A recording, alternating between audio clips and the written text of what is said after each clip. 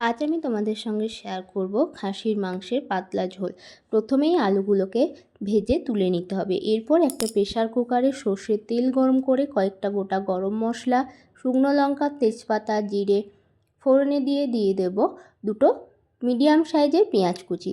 পেঁয়াজটাকে একটু ভেজে নিতে হবে। এরপর দিয়ে দেবো গ্রেট করা আদা রসুন, দিয়ে দেবো কাঁচা লঙ্কা কুচি। এবার সবগুলোকে বেশ কিছুক্ষণ ধরে ভেজে নিয়ে দিয়ে দেব খাসির মাংস। এখানে 250 গ্রাম খাসির মাংস আছে। দিয়ে দেব হলুদ গুঁড়ো, নুন, জিরে গুঁড়ো, ধনে গুঁড়ো, কাশ্মীরি লঙ্কা গুঁড়ো ও সামান্য পরিমাণে চিনি।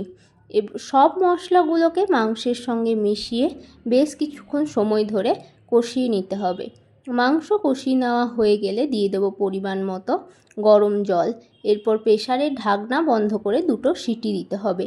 আমি এখানে পুরো রান্নাটাই প্রেসারে কুকারে করেছি। এরপর ঢাকনা খুলে দিয়ে দেবো ভেজে রাখা আলুগুলো। আগে থেকে আলুগুলো দিলে আলু তাড়াতাড়ি সিদ্ধ হয়ে যাবে, তাই আমি পরে দিচ্ছি। দিয়ে দেবো গরম মশলা ও দুটো শুকনো লঙ্কা। এরপর আবারও ঢাকনা বন্ধ করে দুটো হাই ফ্লেমে সিটি দিয়ে ঢাকনা খুলে চেক করে নিতে হবে মাংসগুলো সিদ্ধ হয়েছে কিনা। মাংস সিদ্ধ হয়ে গেলেই রেডি খাসির মাংসের পাতলা ঝোল।